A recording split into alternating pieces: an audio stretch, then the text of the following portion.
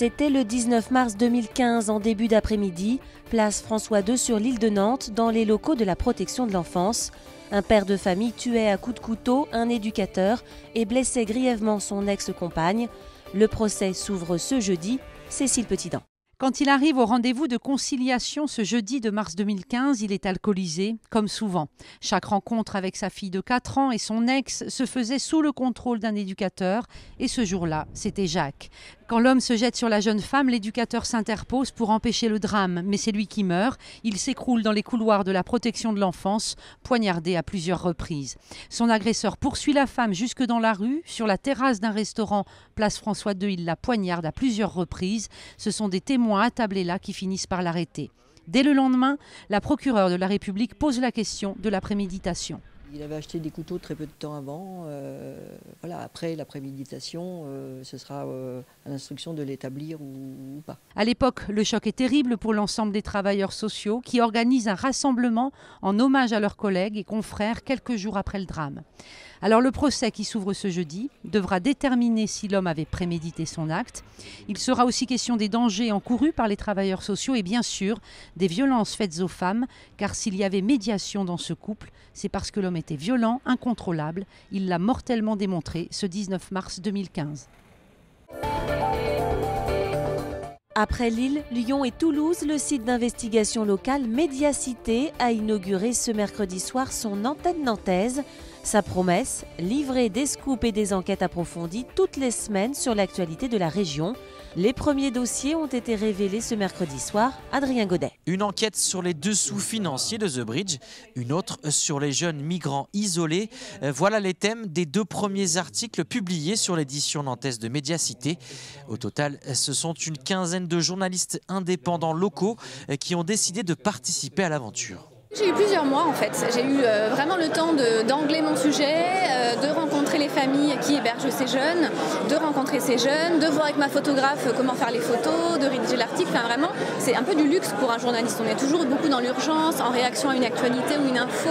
Et là, pour une fois, j'ai eu l'impression de faire du slow journalisme. Une enquête publiée par semaine pour un abonnement de moins de 7 € par mois.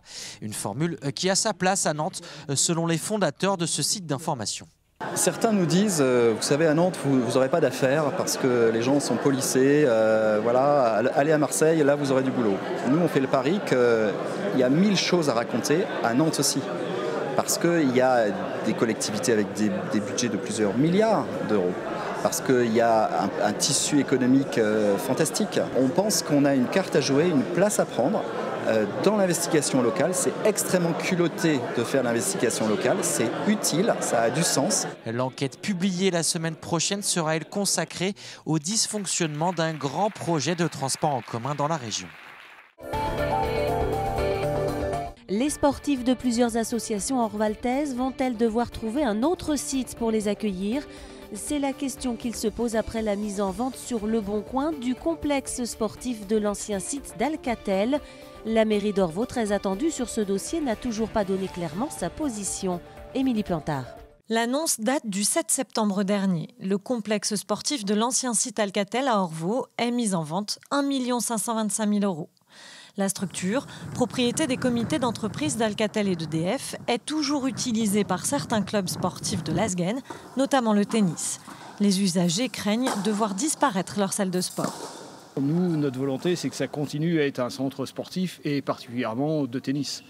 Alors, on veut continuer à avoir accès au terrain de tennis. Je pense qu'il y a pénurie un petit peu de cours, surtout couverts dans le coin. Donc, si on n'a plus accès à ces cours-là, on se demande bien où on ira jouer. Depuis le départ des salariés d'Alcatel, la mairie d'Orvault y loue également des plages horaires pour ses associations. Cette mise en vente serait-elle donc une opportunité d'investissement pour la municipalité ? Une offre insuffisante aurait été faite, à la grande surprise de l'opposition. Que le prix soit discuté, qu'il y ait une négociation, c'est normal. Qu'on n'accepte pas obligatoirement les conditions proposées par le propriétaire, c'est normal. Mais nous, on veut pouvoir en discuter, avoir les éléments pour pouvoir, nous, en tant qu'élus municipaux, se forger une opinion et puis échanger aussi avec les associations sur quels seront les besoins dans les 5, dans les 10 ans qui viennent. Plusieurs centaines de licenciés utilisent actuellement les différentes structures. La mise en vente du site ne remet pas en cause pour l'instant l'année sportive qui vient de démarrer. À Nantes, la rue Crébillon est en travaux depuis ce lundi, un chantier qui va s'étaler sur plusieurs mois. Objectif, paver la rue pour lui donner un air davantage piéton. Les magasins resteront ouverts pour cette première phase d'intervention. C'est le haut de la rue qui est concerné. L'intervention sur la rue Crébillon consiste à améliorer le plateau piétonnier du secteur Gralin. La rue Crébillon, dans son état actuel, elle date des années 80, elle est vieillissante. Donc l'objectif, c'est de la réhabiliter complètement et notamment de traiter la partie centrale avec les mêmes pavés en granit que ceux qui sont sur la place Gralin et ceux qui ont été mis sur la rue Santeuil. Et puis également de traiter la partie accessibilité pour supprimer cette petite bordure qui est sur les côtés de façon à ce que le piéton y retrouve toutes les possibilités de confort en matière de déplacement, confort et accessibilité.